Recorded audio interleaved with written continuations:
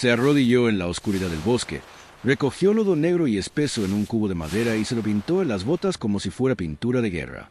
Su escuadrón creyó que había perdido la cabeza.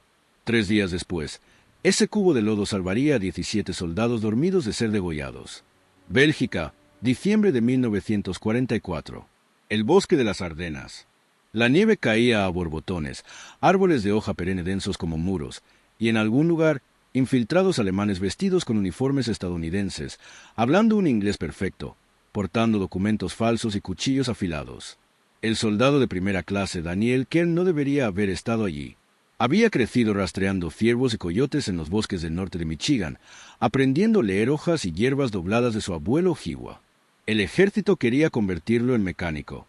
En cambio, después de que un sargento lo viera localizar una posición alemana oculta al observar musgo aplastado en un tronco, lo nombraron explorador.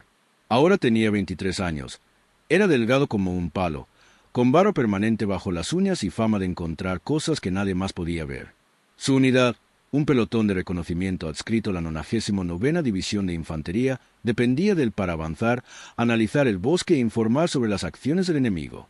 Pero en diciembre de 1944, esa tarea se había vuelto casi imposible. El problema no era la nieve ni el frío, ni siquiera los alemanes atrincherados en la cordillera. El problema era la Operación Grave, el plan de Hitler para enviar comandos angloparlantes tras las líneas aliadas disfrazados de soldados estadounidenses. Cortaban las comunicaciones, desviaban los convoys, sembraban el pánico y, ocasionalmente, se colaban en los campamentos por la noche para degollar y desaparecer. Nadie sabía en quién confiar. Los centinelas estadounidenses se hacían preguntas triviales sobre béisbol y estrellas de cine, intentando atrapar a espías que no conocían la capital de Illinois ni el nombre de la última película de Betty Grable. A veces funcionaba, pero no siempre, y esto no ayudaba a exploradores como Ken, que pasaban la mitad del tiempo solos en el bosque, kilómetros por delante de sus propias líneas, tratando de averiguar si el bosque estaba vacío o lleno de enemigos. Ahí es donde entró el barro. Todo empezó 3 noches antes. Ken estaba tumbado en una trinchera poco profunda cerca de un arroyo congelado, observando una ruta de suministro alemana con sus prismáticos, cuando oyó algo a sus espaldas. No fue fuerte, solo un leve crujido de nieve, unos 30 metros atrás, cerca de un grupo de pinos. Se quedó congelado. ¿Viento? ¿Animal? ¿O algo peor? Permaneció inmóvil durante 10 minutos, con el oído alerta. Nada, pero la sensación no desapareció. El frío hormigueo en la nuca que indicaba que alguien lo observaba. Cuando finalmente regresó a sus propias líneas 1 hora después, moviéndose despacio y con cuidado, se detuvo 2 veces para revisar su rastro. En ambas ocasiones, creyó ver movimiento, una sombra, una forma que no pertenecía a su lugar. Pero en la oscuridad, con la nieve cayendo la visión borrosa, no podía estar seguro. De regreso al campamento, se le informó al teniente Hayes, el líder del pelotón, un oficial agudo y sensato de Boston que había estado en Francia desde junio. ¿Crees que alguien te siguió?, preguntó Hayes. No lo sé, admitió Kern. Quizás no fue nada, pero algo andaba mal. Hayes asintió lentamente. Hemos tenido 2 centinelas muertos la última semana. Degollados, ningún disparo. Si tienen infiltrados rastreando a nuestros exploradores hasta el campamento. No terminó la frase. No le hacía falta. Si los comandos alemanes seguían a exploradores como Kern hasta las posiciones estadounidenses, averiguaban dónde estaban los campamentos y luego entraban de noche para matar a los soldados dormidos. Eso era una pesadilla. Necesito saber si me siguen, dijo Kern. Pero no puedo estar volteándome cada 10 segundos. Me delataría y perdería la noción de lo que se supone que debo estar vigilando. Hayes frunció el ceño, pensando. ¿Qué necesitas? Kern lo pensó un buen rato. Luego dijo, un cubo. A la mañana siguiente, Kern caminó hasta un punto bajo cerca del arroyo, donde el suelo estaba blando y húmedo bajo la nieve. Recogió lodo espeso y negro, casi arcilla, en un cubo de hojalata y lo llevó de vuelta al campamento. Sus compañeros de escuadrón observaban confundidos. «¿Estás empezando una clase de cerámica, Kern?», bromeó uno de ellos. Kern no respondió. Se sentó en un tronco, se quitó las botas y empezó a untar el barro en las suelas formando una capa gruesa y uniforme. Lo aplicó a las huellas, cubriendo cada superficie, y luego lo dejó secar 20 minutos junto al fuego hasta que se endureció como yeso. Luego se volvió a poner las botas y pisoteó un par de veces. El barro seco se adhería con fuerza. —¿Qué demonios estás haciendo? —preguntó el cabo Briggs. Kern levantó la vista. —Haciendo una firma. Briggs parpadeó. —¿Un qué? —Toda bota deja una marca —explicó Kern—, pero la mayoría de las veces la nieve o la tierra dificultan distinguir una huella de otra, sobre todo en la oscuridad. Así que la mía es evidente. Señaló la suela de su bota, ahora cubierta de un distintivo patrón de barro seco con grietas y crestas. Si veo esta misma huella detrás de mí, sé que es mía. Si veo otra huella, la de otra persona, sé que me siguen.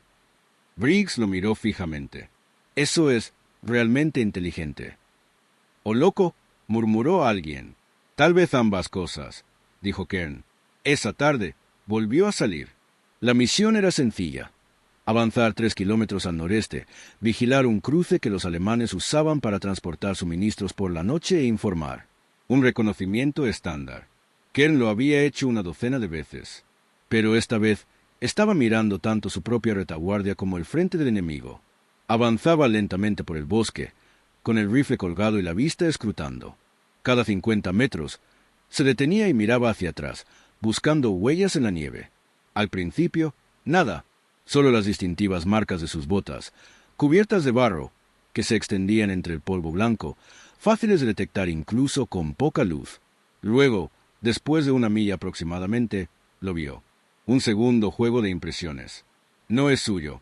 A Kern el corazón le latía con fuerza. Se agazapó tras un árbol caído y estudió el rastro. Las nuevas huellas estaban a unos 20 metros detrás de las suyas, manteniéndose a un lado, moviéndose con cuidado. Quienquiera que fuera, eran buenas. Pisaban donde la nieve era escasa, evitaban el terreno abierto, permanecían en la sombra. Pero habían cometido un error. Habían pisado directamente una de las huellas de barro de Kern, probablemente intentando ocultar la suya. Y ahora, tenue pero visible, había una segunda impresión dentro de la huella más grande de Kern. Un dibujo diferente, ligeramente más pequeño. Alguien lo estaba siguiendo. Kern permaneció inmóvil durante 5 minutos, observando el bosque. Ningún movimiento, ningún sonido. Quienquiera que fuese, se detuvo cuando se detuvo. Profesional, su mente daba vueltas. Si se trataba de un infiltrado alemán, probablemente lo estarían rastreando hasta el campamento, planeando averiguar la ubicación y regresar más tarde con un equipo de exterminio. O tal vez simplemente esperarían a que estuviera solo y vulnerable, para luego clavarle un cuchillo en la espalda. De cualquier manera, Kern no podía dejar que lo siguieran a casa. Tenía 2 opciones: darse la vuelta y enfrentarlos o perderlos en el bosque. La confrontación era arriesgada. Si estaban armados y preparados, podía no ser el primero en disparar. Y si había más de uno, estaba muerto. Así que decidió perderlos. Kern reanudó su marcha, pero esta vez cambió de ruta. En lugar de dirigirse directamente al cruce, giró hacia el oeste, atravesando una densa maleza y un terreno rocoso donde las huellas eran más difíciles de seguir. Dio 2 vueltas, rodeó el lecho de un arroyo congelado y ascendió por una empinada cresta cubierta de agujas de pino. Cada pocos minutos, se detenía y revisaba su rastro. Las huellas todavía estaban allí. Quien lo seguía se mantenía cerca, adaptándose a sus movimientos, negándose a rendirse. Kern sintió un frío nudo de miedo en el estómago. No se trataba de una torpe patrulla alemana tropezando por el bosque. Era un cazador. Y ahora mismo, Kern era la presa. Siguió avanzando, considerando mentalmente las opciones. No podía guiarlos de vuelta al campamento. No podía quitárselos de encima. Y si intentaba tenderles una emboscada, podrían verlo venir y matarlo primero. Entonces tuvo una idea. Había un estrecho barranco a unos 800 metros al sur, una hondonada empinada, repleta de troncos caídos y matorrales densos, casi imposible de atravesar con sigilo. Si Kern llegaba primero y se ocultaba en lo alto, podría avistar a su perseguidor cuando pasara. Era arriesgado, pero era mejor que correr a ciegas. Volvió a cambiar de dirección, moviéndose más rápido ahora, sus botas crujiendo en la nieve. Ya no le importaba el ruido, quería que lo siguieran. 10 minutos después, llegó al borde del barranco. Se deslizó por la ladera, trepó por un enorme abeto caído y trepó por la ladera opuesta, adentrándose en una densa espesura de pinos jóvenes. Luego se arrojó al suelo, levantó el rifle y apuntó hacia el lugar por donde había venido. Y esperó. El bosque estaba en silencio, salvo por el viento y el crujido ocasional de las ramas congeladas. La respiración de Kern se filtraba en lentas y controladas bocanadas de niebla. Tenía las manos entumecidas dentro de los guantes. El corazón le latía con fuerza en los oídos. Pasaron 5 minutos, luego 10, luego el movimiento. Una figura emergió de entre los árboles al otro lado del barranco, baja, cautelosa, observando el terreno. Era un hombre, vestido con una chaqueta de campaña y casco del ejército estadounidense, que portaba un rifle M1 Garand. Pero algo estaba mal. Su forma de moverse, demasiado fluida, demasiado cuidadosa. Su forma de sujetar el rifle, mal agarre, mala postura. Y sus botas, botas militares alemanas, pintadas de verde oliva para parecer estadounidenses, pero su forma era inconfundible si sabías qué buscar. El dedo de Kern se tensó en el gatillo. El hombre se detuvo al borde del barranco, observando el rastro de Kern. Se agachó, tocó la nieve y luego levantó la vista, observando los árboles del lado de Kern. Por un momento, sus miradas casi se encontraron. Kern no se movió. No respiró. El hombre se levantó lentamente. Se descolgó el rifle y comenzó a descender hacia el barranco. Kern esperó hasta que estuvo a mitad de camino, balanceándose torpemente sobre un tronco resbaladizo, antes de hablar. «Detener». El hombre se quedó congelado. «Suelta el rifle», dijo Kern en voz baja, y su voz resonó en el aire frío. Despacio. El hombre giró ligeramente la cabeza, intentando localizar a Kern. Sus manos permanecieron en el rifle. «Dije que lo soltaras», repitió Kern, esta vez más fuerte. «O te disparo en el pecho». Durante un largo y terrible momento, el hombre no se movió. Luego, lentamente, bajó el rifle y lo dejó caer en la nieve. «Manos arriba», ordenó Kern. El hombre levantó las manos. Kern se puso de pie, con el rifle apuntando al centro del cuerpo, y empezó a bajar la pendiente hacia él. El corazón le latía con fuerza, la adrenalina le corría por las venas, pero tenía las manos firmes. «¿Quién eres?», preguntó Kern. El hombre no respondió. «Dije, ¿quién eres tú?». El hombre sonrió fríamente, sin humor. Luego habló en un inglés perfecto y sin acento. «Estás bien, explorador. Mejor que el anterior». Kern lo apuntó con el rifle. «Quítate el casco». El hombre dudó. Luego se quitó lentamente el casco estadounidense. Debajo, llevaba el pelo rapado al rape, al estilo militar alemán. Su rostro era delgado, duro, de unos 30 años. No había miedo en sus ojos. Solo frío cálculo. «Eres de las Waffen-SS», dijo Kern. No era una pregunta. La sonrisa del hombre se ensanchó ligeramente. «Paracaidistas. Hombres de Skorzeny». Otto Skorzeny, el comando favorito de Hitler, el hombre que rescató a Mussolini, dirigió la Operación Grave. Si este infiltrado era uno de los agentes seleccionados por Skorzeny, era de élite. Peligroso. «¿Cuánto tiempo lleva siguiéndome?», preguntó Kern. 3 días, dijo el hombre con calma. «Eres el mejor explorador de tu división. Te hemos estado observando. Aprendimos tus rutas. Esperamos el momento oportuno». A Kern se le encogió el estómago. 3 días. Eso significaba que lo habían estado rastreando desde antes de que siquiera sospechara algo. «¿Cuántos de ustedes?». El hombre no respondió. «¿Cuántos?», repitió Kern más fuerte. «Todavía nada». Kern se acercó un paso más, con el cañón del rifle firme. «Vas a contarme todo. ¿Cuántos infiltrados hay? ¿Dónde están? ¿Cuál es tu misión? O te disparo aquí mismo y dejo que los lobos te devoren». La expresión del hombre permaneció inalterada. «No me dispararás. Eres estadounidense. Me harás prisionero, seguirás tus reglas y harás preguntas educadas». «Pruébame», dijo Kern rotundamente. Por primera vez, un destello de incertidumbre cruzó el rostro del infiltrado. Kern no fanfarroneaba. Había visto lo que hacían estos comandos. Degollaban en la oscuridad, mataban a centinelas sin hacer ruido, emboscaban y quemaban convoys. Si este hombre tenía información que pudiera salvar vidas estadounidenses, Kern haría lo que fuera necesario para conseguirla. Pero antes de que pudiera decir algo más, el infiltrado se movió. «¡Rápido!». Se abalanzó de lado, escondiéndose tras un tronco caído mientras se llevaba la mano al cinturón. Kern disparó instintivamente, un único disparo que resonó por el barranco. La bala astilló la madera a centímetros de la cabeza del hombre. «No», gritó Kern. Pero el infiltrado ya estaba de pie, corriendo por la nieve, zigzagueando entre los árboles.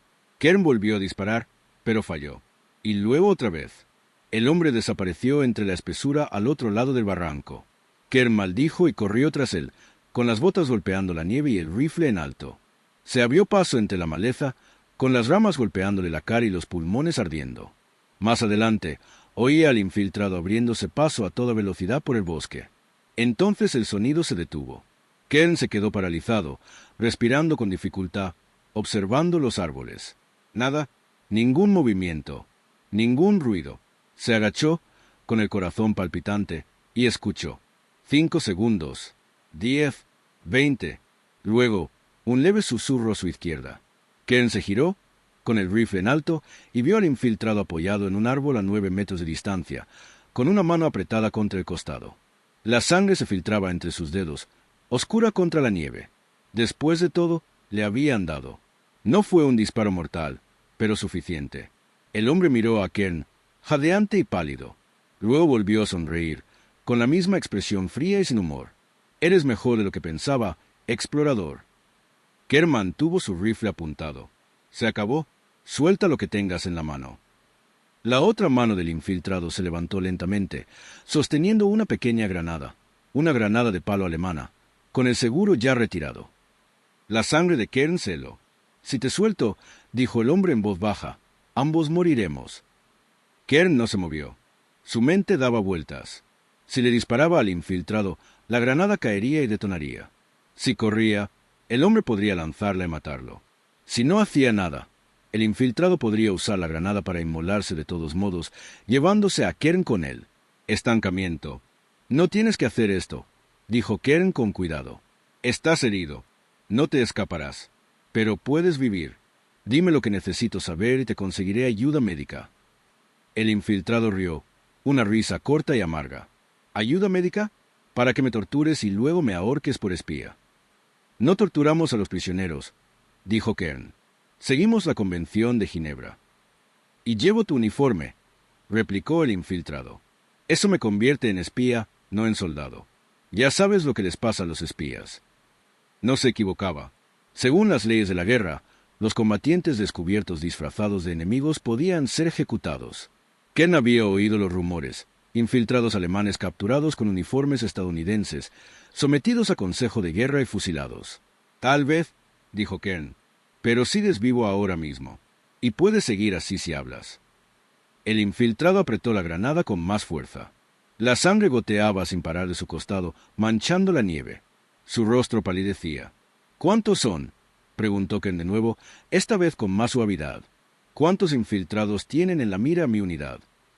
El hombre lo miró fijamente un buen rato. Luego, lentamente, habló. «4», dijo en voz baja, «incluyéndome a mí». A Kern se le encogió el pecho. 4. Eso significaba que 3 infiltrados más seguían ahí fuera, persiguiendo su pelotón. «¿Dónde están?» «Vigilando tu campamento», dijo el infiltrado, «esperando a que anochezca. Entrarán después de medianoche, matarán a tus centinelas y colocarán cargas en tu depósito de suministros». Kern sintió que una ola de frío le bajaba por la espalda. Si volaban el depósito de suministros, su pelotón entero quedaría aislado, sin comida, munición ni suministros médicos. Quedarían aislados en el bosque, con las fuerzas alemanas acercándose. «¿Cuándo?», preguntó Kern. «¿Cuándo exactamente?». Los ojos del infiltrado empezaban a ponerse vidriosos. 2 horas después de medianoche. Quizás 3. Kern miró su reloj. Eran poco más de las 4 de la tarde. Eso le daba quizás 10 horas para regresar, avisar a Hayes y detener a los infiltrados antes de que atacaran. Volvió a mirar al infiltrado. «Baja la granada. Despacio». El hombre negó débilmente con la cabeza. «No. De todas formas, estoy muerto. Mejor te llevo conmigo». «No tienes que». Pero las piernas del infiltrado cedieron. Se desplomó de lado en la nieve, con la mano aún agarrando la granada. Kern se lanzó hacia adelante, lanzándose hacia él, buscando la granada mientras el agarre del hombre se aflojaba. Y lo atrapó, envolviendo sus dedos alrededor del mango justo cuando se deslizaba hacia afuera. Lo sujetó con fuerza, con el corazón latiéndole con fuerza, y volvió a insertar cuidadosamente el alfiler con manos temblorosas. El infiltrado yacía inmóvil en la nieve, inconsciente, desangrándose. Kern se puso de pie lentamente, con las piernas temblorosas, y lo miró fijamente. Luego se dio la vuelta y comenzó a correr de regreso al campamento. Kern avanzaba velozmente por el bosque que oscurecía, con el rifle colgado y respirando con dificultad. Le ardían las piernas, le gritaban los pulmones, pero no aminoró el paso. Tenía que llegar al campamento antes de que los infiltrados atacaran. El sol se ponía tras la cresta, proyectando largas sombras entre los árboles. La temperatura descendía. La nieve crujía con fuerza bajo sus botas. Ya no le importaba el sigilo, la velocidad lo era todo. Repitió mentalmente las palabras del infiltrado. 4 de nosotros, vigilando su campamento, después de medianoche. Si eso era cierto, si 3 comandos alemanes más estaban allí en ese momento, vigilando la posición de su pelotón, esperando el momento adecuado para atacar, entonces Kern tenía tal vez 8 horas para detenerlos. ¿Pero cómo? No podía irrumpir en el campamento y gritar que venían infiltrados. Hayes le creería, pero ¿el resto de la compañía? Querrían pruebas, detalles, un plan, y Kern aún no tenía uno. Se abrió paso entre un denso bosque de pinos, se agachó bajo una rama baja y emergió en una cresta que le resultaba familiar. Abajo, quizá a 1 kilómetro de distancia, podía ver el tenue resplandor de las hogueras del campamento estadounidense, pequeñas llamas controladas, apenas visibles entre los árboles. Hogar empezó a bajar la pendiente, moviéndose tan rápido como se atrevía en la luz menguante. 2 veces resbaló en el hielo y casi se cae. Una vez tropezó con una raíz oculta y se cayó con fuerza, con el rifle golpeando contra una roca. Pero él siguió moviéndose. 20 minutos después, llegó al perímetro. 2 centinelas salieron de detrás de los árboles, con los fusiles en alto. «Alto, identifícate». «Kern», jadeó. «Soldado de primera clase Daniel Kern, pelotón de reconocimiento». «¿Contraseña?» «Rayo». Los centinelas bajaron sus rifles. Uno de ellos, un chico de Ohio llamado Miller, lo miró con los ojos entrecerrados en la penumbra. «Dios mío, Kern, te ves fatal. ¿Qué ha pasado?»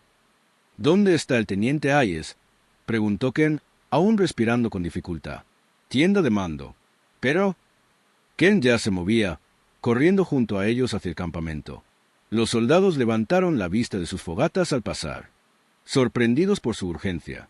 Los ignoró y se dirigió directamente a la gran tienda de lona cerca del centro del campamento, donde Hayes dirigía las operaciones. Entró sin llamar. Hayes levantó la vista del mapa extendido sobre una mesa plegable, con las cejas arqueadas. «¿Kern? ¿Qué?» «Tenemos infiltrados, señor», interrumpió Kern. «Comandos alemanes. Operación Grave. Están vigilando el campamento ahora mismo, planeando atacarnos después de medianoche». Hayes enderezó y su expresión se agudizó al instante. «¿Cómo lo sabes?» Kern explicó rápidamente. Las huellas, la persecución, el infiltrado capturado, la confesión. Hayes escuchó sin interrumpir, con la mirada fija y concentrada. Cuando Kern terminó, Hayes guardó silencio un momento, pensando. Luego se volvió hacia el cabo Briggs, que estaba cerca. «Llamen al capitán Morris. Ahora mismo». Briggs salió corriendo. Hayes miró a Kern. «¿Estás seguro? 4 infiltrados».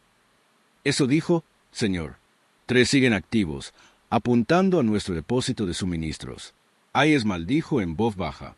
«Si vuelan el depósito, estamos perdidos. Sin reabastecimiento durante una semana, quizá más». Estudió el mapa y luego levantó la vista. Dijo el infiltrado cómo se acercarían. «¿En qué dirección?» Kern negó con la cabeza. Se desmayó antes de que pudiera obtener más detalles. «Pero si nos han estado vigilando durante días, conocen nuestras posiciones de centinela, nuestras rutas de patrullaje, todo». «Entonces lo cambiamos todo», dijo Hayes rotundamente. «Nuevas posiciones de centinela, nuevas rutas de patrulla, y preparamos una trampa». Kern parpadeó. «¿Una trampa?» Hayes asintió lentamente, con una sonrisa sombría formándose. «Si planean atacar el depósito de suministros, les dejamos creer que pueden, pero estaremos esperando». El capitán Morris llegó un momento después, un oficial corpulento y práctico, famoso por su brutal eficiencia. Hayes le informó rápidamente. Morris escuchó con expresión impasible y asintió. «De acuerdo, preparamos la trampa». Miró a Kern. «¿Estás seguro de la fecha límite? ¿Después de medianoche?» «Eso dijo, señor. 2 o 3 horas después». Morris miró su reloj. Eso nos da 7 horas. Tiempo suficiente. Se volvió hacia Hayes. Retira a los centinelas cerca del depósito. Que parezca desprotegido, pero coloca un equipo de fuego en el bosque por 3 lados, oculto, silencioso, con los ojos bien abiertos. Si alguien que no sea de los nuestros se acerca al depósito, lo capturamos vivo si es posible, muerto si es necesario. Hayes asintió, y el resto del campamento. Redobla la guardia perimetral, dijo Morris, pero que sean visibles. Queremos que los infiltrados se concentren en el depósito, que no sospechen que los estamos siguiendo. Hizo una pausa, y que nadie duerma esta noche, salvo por turnos. Si estos cabrones intentan algo más, quiero a todos preparados. Sí, señor. Morris miró a Kern. Buen trabajo, soldado. Ahora ve a comer y descansa. Estás en el equipo de emboscada. El agotamiento de Kern lo golpeó de golpe. Piernas temblorosas, visión borrosa. Pero asintió. Sí, señor. Las siguientes horas transcurrieron en un torbellino de preparativos. Se reposicionaron los centinelas.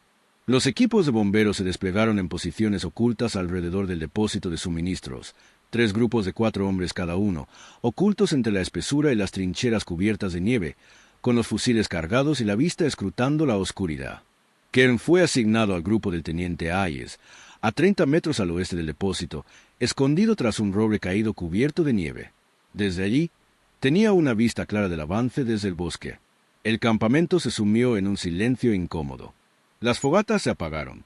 Las conversaciones se apagaron. Los hombres revisaron sus armas, se ajustaron el equipo y esperaron.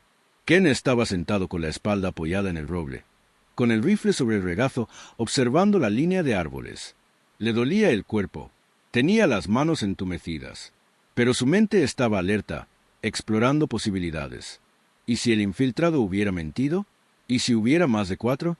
¿Y si vinieran de otra dirección? Apartó esos pensamientos. Solo podía observar, esperar y confiar en el plan. Llegó la medianoche y pasó. 1 hora después. Luego 2. El bosque permaneció en silencio. A Ken le pesaban los párpados. Parpadeó con fuerza, obligándose a mantenerse despierto. A su lado, Hayes permanecía inmóvil, con la mirada fija en la estación. Luego, a las 2 de la madrugada y 47, Kern vio movimiento. Una sombra, baja y lenta, emergió de los árboles a 50 metros al norte de la estación. Luego otra, luego una tercera. 3 figuras, vestidas con uniformes estadounidenses, avanzando con practicado silencio hacia la tienda de suministros. El corazón de Kern latía con fuerza. Tocó el hombro de Hayes 2 veces, la señal. Hayes los vio. Levantó la mano, haciendo una señal a los demás equipos de bomberos. Los infiltrados llegaron al borde del depósito y se agacharon. Uno de ellos sacó algo de su mochila. ¿Cargas explosivas? Probablemente. Hayes esperó. Los infiltrados comenzaron a colocar las cargas, trabajando rápido y eficientemente. Entonces Hayes se puso de pie, con el rifle en alto, y gritó en la noche. «¡Quietos! ¡Manos arriba! ¡Ahora!». Los 3 infiltrados reaccionaron instantáneamente. Uno se zambulló de lado en la nieve, con la mano en mano, buscando su arma.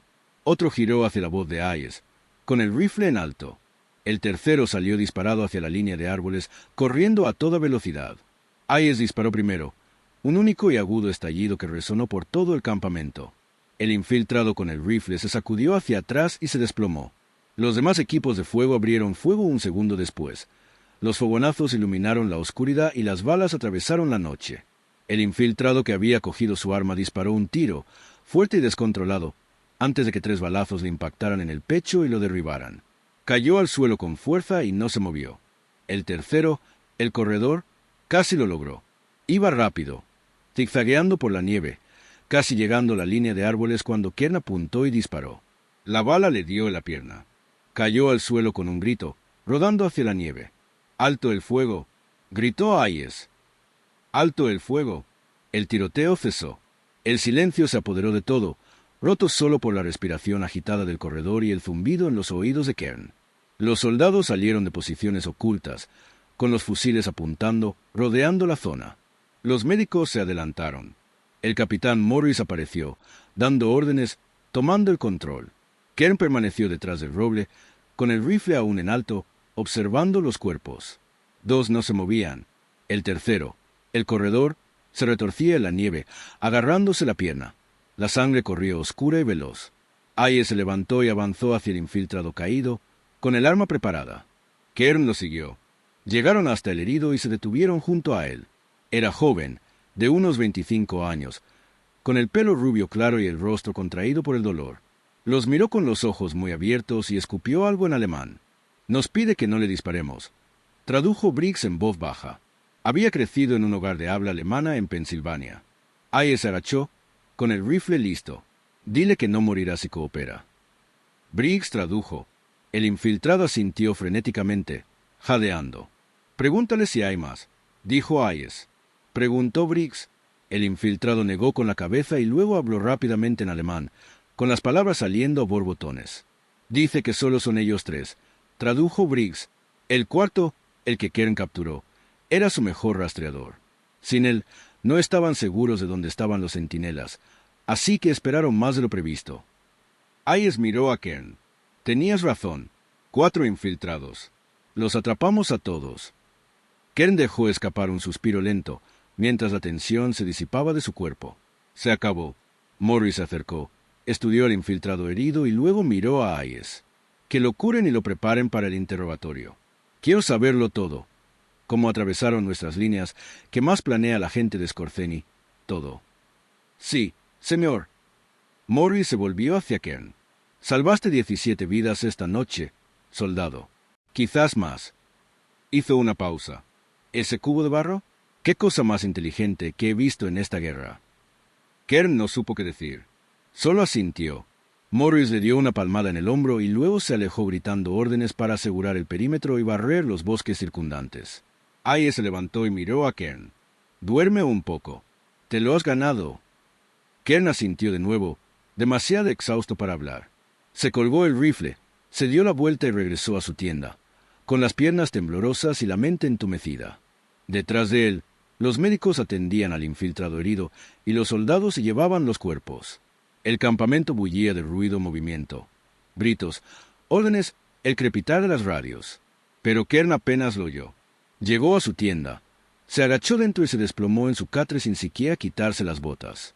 Cerró los ojos y, por primera vez en 3 días, se sintió seguro. El interrogatorio del infiltrado herido duró 2 días. Les contó todo, cómo los comandos de Skorzeny se habían infiltrado tras las líneas estadounidenses en grupos de 4, atacando unidades clave, depósitos de suministros y centros de comunicación. Cómo habían sido entrenados durante meses en la jerga, las tácticas y el comportamiento estadounidenses. Cómo habían robado uniformes, armas y placas de identificación de los soldados capturados. Y cómo se les había ordenado específicamente eliminar a exploradores como Kern, porque la red de reconocimiento de los aliados era una de las pocas cosas que los alemanes realmente temían. La información se transmitió a los mandos superiores. En una semana, se implementaron nuevos protocolos en todo el frente. Centinelas entrenados para detectar uniformes falsos, contraseñas cambiadas a diario y exploradores con protección adicional. Pero para Kern, la parte más extraña llegó 3 semanas después. Estaba sentado en un puesto de mando avanzado, limpiando su rifle, cuando un sargento de suministros entró llevando una caja de madera. «Paquete para el soldado Kern», dijo el sargento. Kern frunció el ceño. «No pedí nada. Es del mando de la división, directamente de la oficina del general». Curioso, Kern abrió la caja. Dentro había 12 cubos de hojalata, cada uno pintado de verde oliva, junto con una nota mecanografiada. «Asterisco al soldado de primera clase Daniel Kern, por sus innovadoras tácticas de campo en combate. Distribuido para personal de reconocimiento. General, de División House, 99ª División de Infantería». Asterisco. Kern miró los cubos y luego se rió. Un sonido breve y sorprendido. Habían convertido su truco de barro en equipamiento oficial. En menos de un mes, los exploradores de toda la división usaban los cubos, cubriéndose las botas con distintivos patrones de barro para rastrear sus propios movimientos y detectar a los seguidores enemigos. El método se extendió a otras unidades. Para la primavera de 1945 ya se enseñaba en los cursos de reconocimiento. Nunca tuvo un nombre elegante. Los soldados simplemente lo llamaban marca del lodo de Kern. Y funcionó. Los intentos de infiltración alemanes disminuyeron drásticamente en las Ardenas. A los comandos les resultó más difícil rastrear a los exploradores aliados sin ser detectados. La mentalidad cambió. De repente, eran los alemanes quienes debían preocuparse por ser seguidos. El propio Kern sobrevivió a la guerra. Luchó a través de las Ardenas. Cruzó el Rin y se encontraba en Alemania cuando se produjo la rendición en mayo de 1945. Regresó a su casa en Michigan. Se casó con su novia de la secundaria y pasó los siguientes 40 años trabajando como guardabosques, rastreando excursionistas perdidos, enseñando técnicas de supervivencia, ocasionalmente contando la historia del cubo a los escépticos visitantes del parque. Nunca se consideró un héroe. Solo era un explorador que intentaba sobrevivir, usando las habilidades que le había enseñado su abuelo y un poco de sentido común. Pero ese balde de barro, esa idea extraña y simple, había detenido una infiltración mortal, salvado vidas y cambiado la manera en que el ejército pensaba sobre el reconocimiento. A veces, sobrevivir no se trata de ser el más fuerte o el más rápido. A veces, se trata de prestar atención a las pequeñas cosas. Las huellas en la nieve, la sombra que no pertenece a nuestro lugar, la sensación de que algo anda mal. Y a veces, se trata de estar dispuesto a parecer un poco loco, llevar un balde de barro a través de un bosque helado y confiar en tus instintos cuando todos los demás piensan que has perdido la cabeza. Porque en la guerra, la diferencia entre la vida y la muerte puede ser tan simple como saber cuáles huellas son tuyas y cuáles no. Si quieres más historias reales de supervivencia, estrategia y los pequeños momentos que cambiaron la historia, suscríbete ahora y cuéntame en los comentarios, ¿desde dónde lo ves?